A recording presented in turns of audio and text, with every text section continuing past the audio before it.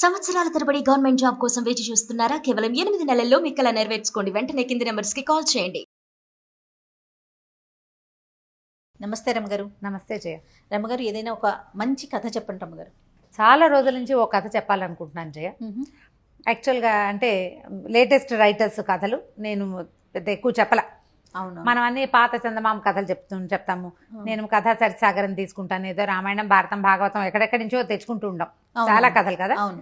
అయితే ఈ latest writers ఇప్పుడు మనతో పాటు నాకు సమకాలీకులు, కొద్దిగా నాకంటే ఒక 5-6 ఏళ్ళు ముందున్న వాళ్ళు, అట్లా ఉన్న రైటర్స్ కొంతమందితోటి పరిచయాలు ఉన్న కథలు తెలిసినా నేను ఎప్పుడు చెప్పలా. నాకు ఎప్పటి నుంచో ఒక కథ చెప్పాలని నా ఉద్దేశం. అయితే దాసరి వెంకటరమణ గారిని, వీరు చందమామలో చాలా కథలు రాశారు. చాలా మంచి స్టోరీ రైటర్, పిల్లల కథలు ఎక్కువగా రాశారు. ఓకే. ఆయన రాసిన కొన్ని కథల్ని వికాస్ విద్యావనం అని మనకి ఉయ్యూరు దగ్గర విద్యావనం అని ఉందా, ఆ స్కూల్లో ఒక 6th క్లాస్కి పాఠ్యాంశాలుగా తీసుకున్నారు. చాలా బాగుంటాయి మంచి కథలు. వారి కథలో నాకు సుప్రతీకుడి ప్రశ్నల కథ చాలా ఇష్టం. అంటే ఇలాంటి కథలు మనం అక్బర్ బీర్బల్లోను, తర్వాత ఏమో కొంతమంది రాజుల కథల్లోను, ఎలా అంటే మన యక్ష ప్రశ్నలు లాంటి ప్రశ్నలు ఉన్న కథలు నాకు ఇష్టం. అవి వీరు రాసిన ఈ సుప్రతీకుడి ప్రశ్నల కథలు చాలా ఇష్టం. ఇటీవల ఒకసారి మాట్లాడాను నేను ఎప్పుడో వారితోటి. అయితే నేను కొత్త రైటర్స్ చెప్పాలంటే నేను బాగా న్యాయం చేయలేనని అనుమానంతో నేను చెప్పనండి అంటే, చెప్పండి అమ్మా ఈ కథ మీరన్నారు. ఆయన పర్మిషన్ తోటి అది చెప్పాలనుకుంటున్నాను అనమాట. సుప్రతీకుడి ప్రశ్నలు కాదు రమ్మగారు, ఇలా రైటర్స్ చెప్పేటప్పుడు ఒక చిన్న సమస్య ఎదురవుతుంది. బహుశా మరి మీ దాకా వచ్చిందో లేదో నాకు తెలియదు, కానీ ఏంటంటే వాళ్ళ రైటప్ ఒక రకంగా ఉంటుంది, నేరేషన్ ఒకలాగా ఉంటుంది. మీరు చెప్పేటప్పుడు మీ పద్ధతిలో వెళ్ళిపోతుంది, ఆ ఫ్రేమింగ్ అంతా అందులోనే ఉంటుంది. బట్ మీరు చెప్పే విధానంలో చెప్తారు కదా, కొన్ని కామెంట్స్ చూడటం, మేము ఇలా చెప్పలేదు కదా, మేము ఇలా రాయలేదు కదా అనేసి. సో దానివల్ల కొంతమంది రైటర్స్ కథల్ని మనం తీసుకోలేకపోతున్నామండి. మీరు ఫేస్ చేశారా? నేను ఫేస్ చేయలేదు, కానీ వస్తుందని నా ఉద్దేశం. ఎందుకంటే నేరేషన్ చేసేటప్పుడు చదివితే యథాతథంగా చదివేస్తాం, చెప్పేటప్పుడు అలా యథాతథంగా రచయిత తాలూకు పూర్తి భావాలని నేను ఆవిష్కరించలేకపోతాను. నా మీద నాకు కూడా డౌట్లు ఉన్నాయి చాలా. అంటే మీ పద్ధతి మీది కదా రమ్మగారు, ఎవరి పద్ధతి వాళ్ళకు ఉంటుంది కదా, మీది కానిది మీరు చెప్తున్నారు. అదే అలాంటప్పుడు కొంచెం తేడా వస్తుంది కదా, నేరేషన్ లో మారుతుంది. ఇప్పుడు మహాభారత కథలు కూడా కొన్ని పెద్దవాళ్ళు చెప్పినవి, కొంతమంది లబ్ధ ప్రతిష్ఠులు చాలా ప్రజ్ఞాపాఠ వాళ్ళు ఉన్న పెద్దవాళ్ళు చాలా మంది ఉన్నారు. ఆయన అలా చెప్పారు, మీరు ఇలా చెప్తున్నారు, అలాంటి ప్రశ్నలు వస్తూ ఉంటాయి. ఇప్పుడు ఆ క్యారెక్టర్లోకి వెళ్ళిపోతాం, కథలోకి వెళ్ళేటప్పుడు ఒక్కొక్కళ్ళు ఏ భావానికి లోనవుతారో ఆ భావం పెద్దదైపోతూ ఉంటుంది. అట్లా జరుగుతుంది. అట్లా నేను అందుకని తొందరవాడి ఈ కథలు తీసుకోను. దయచేసి రైటర్స్ అలా తీసుకోకుండా ఉంటే బాగుంటుందని మనం, ఎందుకంటే మంచి మంచి కథలన్నింటినీ కూడా మనం అందరికీ అందించగలుగుతాం. అవును, రైట్. వాళ్ళు ఇష్టపడాలిగా, అది కదా సమస్య. అయితే ఈ సుప్రతీకుడి ప్రశ్నల్లోకి వెళ్దాం. ఇది రత్నగిరి సంస్థానం అనే ఒక రాజ్యానికి సత్యాకరుడు అని ఒక రాజుగారు ఉండేవారట. అయితే ఆయన రాజ్యంలో చాలా గొప్ప గొప్ప పండితులు ఉండేవారు. ఆయన కవిగాయక పోషకుడు. ఎవరెవరో వేర్వేరు దేశాల నుంచి ఈ సంస్థానానికి, రాజ్యానికి వచ్చి ఈయన దగ్గర ఉన్న పండితులతోటి వాదించి ఎవ్వరూ గెలవలేకపోయేవారు. సత్యాకరుడికి తన పండితుల పట్ల ఆయనకి చాలా అత్యద్భుతంగా, అంటే ఒక సంతోషం అన్నమాట. మా దగ్గరున్న పండితులు మహాద్భుతమైన పండితులు మా రాజ్యంలో. అయితే తన పండితుల యొక్క ప్రతిభా విశేషాలకి చాలా మెచ్చుకుని ఆయన ఏం చేశారట, ఒక బంగారు గంటని తయారు చేయించారు. అది బయట వేళ్లాడి కట్టించారు. ఎవరైతే పండితులు ఈ గంట కొట్టి నన్ను అడిగి మా పండితుల్ని కనుక ఓడిస్తే వాళ్ళకి 1,00,000 వరహాలు బహుమతిగా ఇచ్చి ఈ గంటను కూడా వారికే బహుమతిగా ఇస్తానని ప్రకటించారు. 1,00,000 వరహాలు, బంగారపు గంట. తర్వాత ఈ రత్నగిరి సంస్థానంలో ఉన్న పండితుల్ని ఓడించారనే జయపత్రిక. చాలామంది ప్రయత్నం చేశారు, కానీ ఎవరు గెలవల. వాళ్ళకి మొత్తం ఆ దేశంలో ఉండే ప్రజలందరికీ కూడా అదొక గొప్పగా ఉంటుంది కదా, మా రాజ్యంలో పండితులు చాలా గొప్పవాళ్ళు, అంటే విద్యా విధానం స్ట్రాంగ్గా ఉంది. అయితే కొంతకాలం ఇలా గడిచాక కంకణుడని ఒక కవి గారు ఇక్కడికి వచ్చాడు. ఆయన మహాపండితుడు, వేదాంగాలు చదువుకున్నారు, మంచి శాస్త్ర జ్ఞానం ఉంది, మంచి బాగా తెలివిగల ఆయన వచ్చారు. వస్తే ఇక్కడ ప్రయత్నం జరిగింది. ఆయన వచ్చాడు, నేను వీళ్ళతో వాదిస్తానన్నాడు. శాస్త్ర చర్చ కూర్చుంటే మొదటి 2 రోజులు అసలు ఊళ్ళో అందరూ దాని గురించే మాట్లాడుకున్నారు. ఆయన మంచి ధీటుగా ఉన్నాడు ఇక్కడ ఉన్న వాళ్ళతోటి. 3వ రోజుకి ఈ రత్నగిరి సంస్థానంలో పండితులు కొంచెం మెత్తబడ్డారు. కంకణుడికి గెలిచేందుకు అవకాశం ఉన్నట్టు కనపడుతోంది. 4 రోజుల తర్వాత కంకణుడే గెలుపొందాడు. గెలుపొందేసరికల్లా ఇంకా ఏం చేస్తారు, ₹1,00,000 ఆయనకు సమర్పించారు. బంగారు గంటని ఆయనకు స్వాధీనపరిచారు. జయపత్రిక ఇచ్చేశారు. దేశంలో ప్రజలంతా అల్లాడిపోయారు, చాలా బాధపడిపోయారు. అయ్యయ్యో మన పండితులు ఓడిపోవటం ఏమిటి, ఇంత విద్వాంసులు మన వాళ్ళు, కొంచెం దిగులు పడ్డారు. ఆయన ఇవి పట్టుకుని వెళ్తుంటే ఆయనకి ఒక పశువుల కాపరి కుర్రవాడు ఒకడు ఎదురొచ్చాడు. ఆయన చాలా గర్వంగా ఉంది. ఎక్కడైనా మనం గెలిచాము అనగానే వ్యక్తులకి గర్వాలు వస్తాయి సహజంగా, వెంటనే. అయితే ఈ వచ్చిన కుర్రాడి పేరు సుప్రతీకుడు, యువకుడు, 20-25 ఏళ్ళు ఉంటాయి. ఆ అబ్బాయి ఏం అడిగాడంటే, ఆయనకి ఆ కుర్రాడికి కళలంటే వల్లమాలిన అభిమానం, తమ నగరంలో ఉన్నటువంటి పండితుల యొక్క పాండిత్యం పట్ల చాలా ఆసక్తి ఉన్నాయి. అబ్బాయికి చాలా గొప్ప ఉంది. ఈ కంకణుడు గెలుపొందటం మీద అతనికి చాలా అసంతృప్తిగా ఉంది. ఈయన ఏమడిగాడంటే, మీరు ఇట్లా గెలిచారు, ఈ గంట మా ఊరు దాటిపోకుండా ఉండటానికి ఏదైనా ఒక ప్రయత్నం నాకు కూడా చేయాలని ఉంది, సరేనా అని అడిగాడు. అడిగేసరికల్లా ఈయనకి నవ్వొచ్చింది.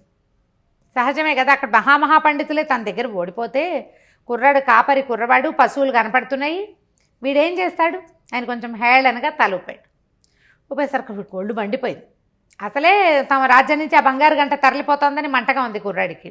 అతను ఏమన్నాడంటే, నాకున్న సాధారణ జ్ఞానంతో, మామూలు పరిజ్ఞానం, దాంతో ఒక 3 ప్రశ్నలు అడుగుతాను, సమాధానం చెప్పాలి. ఒక్క ప్రశ్నకి సమాధానం చెప్పలేకపోతే, గంట వదిలేయండి. 2 ప్రశ్నలకి సమాధానం చెప్పలేకపోతే మీరు తీసుకున్న 1,00,000 వరహాలు ఇచ్చేసేయండి. 3వ ప్రశ్నకు కూడా మీరు సమాధానం చెప్పలేకపోతే ఈ గంటని తీసుకెళ్ళి మీరే మా రాజ్యంలో అప్పచెప్పాలి అంటే ఈయన నవ్వొచ్చింది. ఏం అడుగుతాడు, నీతోనేం వాదనేమిటి అని అనకూడదు, అనకుండా అలాగే అడగమన్నాడు. అయితే ఈ అబ్బాయి 3 ప్రశ్నలు అడిగాడు. ఈ సుప్రతీకుడి ప్రశ్నలకి కథకి కీలకం ఇదేనమాట. మొదటి ప్రశ్న ఏమడిగాడంటే, తెలిస్తే కానీ చెప్పలేనిది, చెప్తే కానీ తెలియంది, ఆలోచిస్తే అర్థమయ్యేది ఏమిటి అని అడిగాడు. చెప్తే కానీ తెలియంది, తెలిస్తే కానీ చెప్పలేనిది, ఆలోచిస్తే చెప్పగలిగేది. బాగుంది అని అడిగాడు. అడిగేసరికి ఈయన ఏం ఆలోచించాల.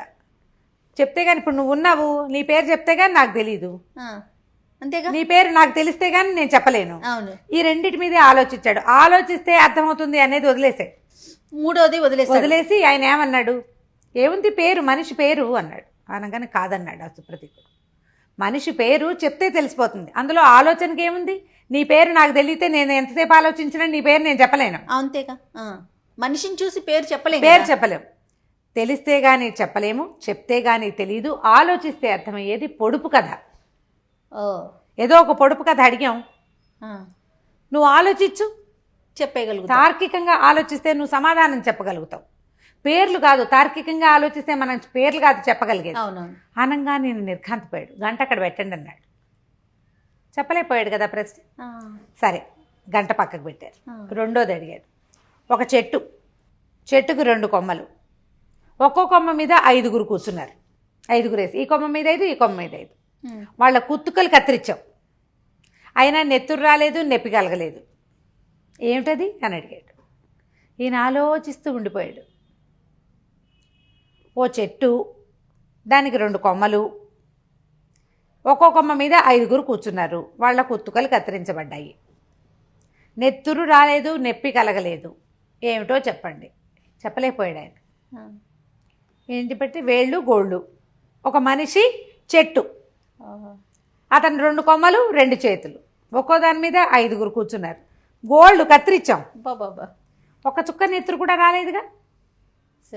నెత్తురు రాదు, నొప్పి రాదు. గోళ్ళు కత్తిరిస్తే నొప్పి ఎక్కడ వస్తుంది? లేదు.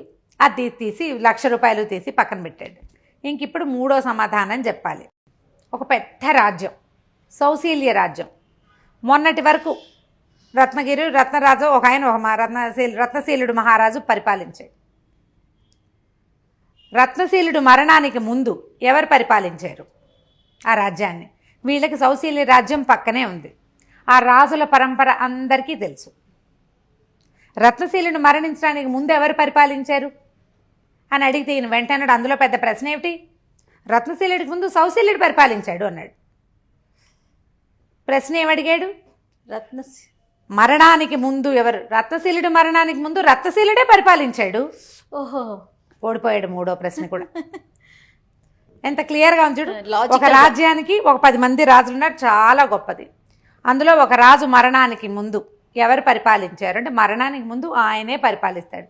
ఈ రాజు కంటే ముందు పేరు చెప్పేస్తాం గబుక్కున. అంతే అట్లా ఆ లాజిక్ తన్నేసరికి ఇప్పుడు ఈయన ఏమి చేయలేపాడు కంకణుడు.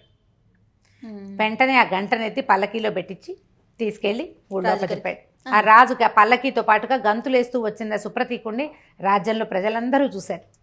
ఆ గంటని వెనక్కి తెప్పించడానికి ఆ పిల్లవాడు చేసిన ప్రయత్నం అన్నమాట. ఇది తీసుకెళ్లి రాజుకు అప్పచెప్తే రాజు ఆశ్చర్యపోయాడు. పశువుల కాపరి కుర్రవాడికి ఇంత ప్రజ్ఞ, ఇంత మహాపండితుడిని ఓడించగలిగాడా? ఇందులో 3 ప్రశ్నల్లో కేవలం లాజికే ఉంది. అంతే. దీనికి ఆ మహాద్భుతమైన పాండిత్యం ఒకళ్ళ బ్రెయిన్ వాడాలి అంతే.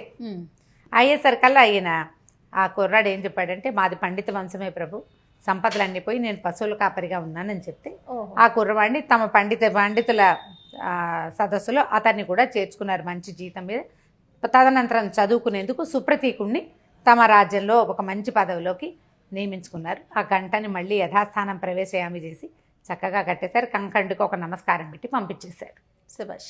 సుప్రతీకుడి ప్రశ్నలు అంటే ఇప్పుడు మన రాజ్యంలో నుంచి ప్రతిభా పాఠవాలు ఇక అక్కడున్న పాండిత్యంలో పండితులు ఎవరైతే ఉన్నారో ఆ సమూహానికే కాదని రాజ్యంలో ఉన్న వాళ్ళందరూ కూడా ఎంతో కొంత ప్రతిభాశాలుడే ఉంటారు. ఈ రాజ్య గౌరవాన్ని బయటికి పోనివ్వకూడదనేంత రాజభక్తి కలిగిన వాళ్ళు రాజ్యంలో చాలామంది ఉన్నారని, అందులో పశువుల కాపర్లు కూడా వాళ్ళ ప్రయత్నం వాళ్ళు చేయగలరని చూపించటమే ఈ కథ. అంటే ఎవ్వరూ అతిథులు కాదు. అంతే కదా. అంతే. ఆ రాజ్యంలో ఉన్న వాళ్ళందరూ పండితులే, ప్రతి వాళ్ళు తార్కికంగా ఆలోచించగలిగిన వాళ్ళే. వాళ్ళ రాజస్థానం గురించి ఎంత చక్కగా ఆలోచించాడో చూడండి. ఆలోచించి తమ పరువు బయటికి పోకుండా దాన్ని నిలబెట్టుకున్నాడు. శభాష్. మంచి కథ. చాలా బాగుంది. ఎప్పటి నుంచో చెప్పాలనుకుంటున్నా, మొన్న పర్మిషన్ ఇచ్చేశారు ఆయన. చెప్పండి ఎలా చెప్తారో చూద్దామని. సో ఈ సుప్రతీకుడి ప్రశ్నల్ని కొంచెం ఆలోచించి తార్కికంగా పిల్లల్ని అడిగి సమాధానాన్ని రాబడితే చాలా బాగుంటుంది. ఇలాంటివి మనకు చాలా కథలు, లాజికల్ క్వశ్చన్స్ కదండి. తప్పకుండా రమ్మగారు. Thank you so much. నమస్తే. నమస్తే.